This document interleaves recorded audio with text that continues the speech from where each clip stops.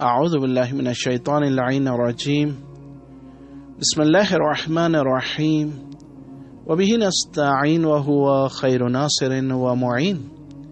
سلسلہ دروس رسالہ حقوق امام زین العابدین علیہ الصلوۃ والسلام میں یہ آج 10 نمبر درس ہے، جس میں حضرت انسانوں پر ان کی شرمگاہ کا کیا حق ہے اس کا تذکرہ کرتے ہوئے ارشاد فرماتے ہیں کہ تمہارے اوپر تمہاری شرمگاہ کا حق یہ ہے کہ اسے اس چیز سے محفوظ رکھو جو تمہارے لیے حلال نہیں ہے، اور اس سلسلے میں تم آنکھ بند کرنے سے مدد حاصل کرو کہ یہ بہترین مددگار ہے۔ دوسرے، موت کو یاد کرنے اور اپنے نفس کو خوف الہی سے ڈرانے سے مدد حاصل کرو، اور اس سلسلے میں عصمت و تحفظ اور تائید الہی کی جانب سے مدد حاصل کرو، اور اس کی طاقت و قوت کے علاوہ کوئی طاقت و قوت نہیں ہے۔ سورہ مومنون کی آیت نمبر 5 سے 7 تک میں ارشاد ہوا والذین هم لفروجہم حافظون، اور جو لوگ اپنی شرمگاہوں کی حفاظت کرنے والے ہیں، الا علی ازواجہم او ما ملکت ایمانہم فانہم غیر ملومین، سوائے اپنی بیویوں اور کنیزوں کے جن کے معاملے میں ان پر کوئی ملامت نہیں ہے۔ فمن ابتغى وراء ذلك فاولئک هم العادون، لہذا جو اس کے علاوہ کوئی دوسری راہ تلاش کریں گے تو ایسے لوگ زیادتی کرنے والے ہیں، کیونکہ شہوت انسان کی ایک مؤذر قوت ہے۔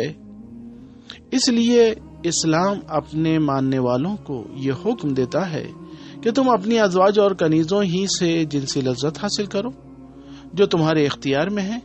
یہ تعبیر دائمی اور غیر دائمی دونوں قسم کی ازواج کو شامل ہے۔ روایت ہے نبی اکرم صلی اللہ علیہ وآلہ وسلم سے کہ آپ نے ارشاد فرمایا، جو شخص میری فطرت کو پسند کرتا ہے اسے چاہیے کہ میری سنت کی پیروی کرے، اور میری سنت میں سے ایک نکاح ہے۔ روایت کا حوالہ کتاب مکارم الاخلاق صفحہ نمبر 196۔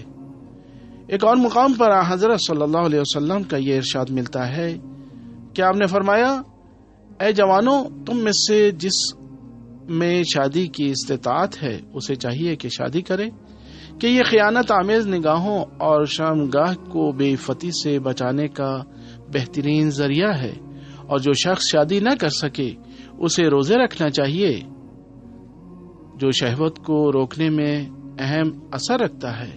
روایت کا حوالہ کتاب مکارم الاخلاق صفحہ نمبر 197۔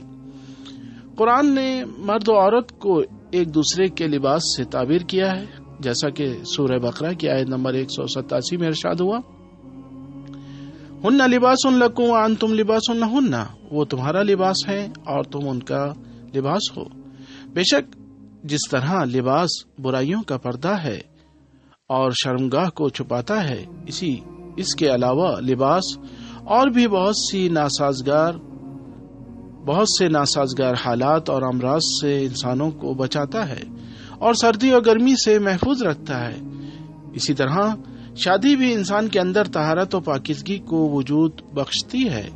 اسی لیے رسول اسلام صلی اللہ علیہ وآلہ وسلم ارشاد فرماتے ہیں کہ جو شخص اللہ سے طاہر و مطہر حالت میں ملاقات کرنا چاہتا ہے اسے چاہیے کہ وہ اپنی عفت و پاک دامنی کو اپنی زوجہ کے ذریعے محفوظ کرے۔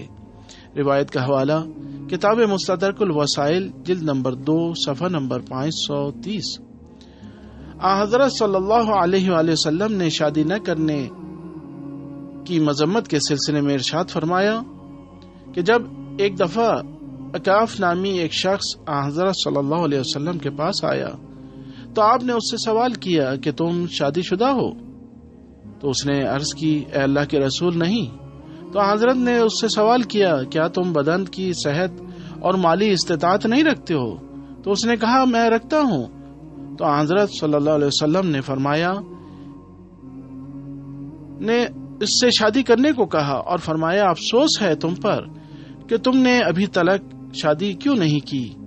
یاد رکھو، شادی کر لو ورنہ تم گناہ گاروں میں شامل ہو جاؤ گے، شادی کر لو ورنہ تم نصارہ میں شامل ہو جاؤ گے، شادی کر لو ورنہ شیطان کے بھائیوں میں شامل ہو جاؤ گے۔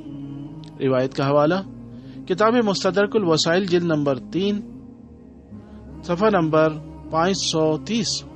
امام زین العابدین علیہ الصلوۃ والسلام اس سلسلے میں ارشاد فرماتے ہیں، مستدرک الوسائل کی جلد نمبر 2 کے صفحہ نمبر 530 پر یہ روایت ہے. امام زین العابدین علیہ الصلوۃ والسلام اپنے اس رسالہ حقوق میں شرمگاہ کی حفاظت کے طریقے کو بیان کرتے ہوئے ارشاد فرماتے ہیں کہ نامحرموں کو دیکھنے سے آنکھیں بند رکھو، بلکہ ہر اس چیز کو دیکھنے سے آنکھیں بند کر لو جن کا دیکھنا حرام ہے، اور موت کو زیادہ یاد رکھو کہ یہ بھی شرمگاہ کی حفاظت کا باعث ہوتا ہے.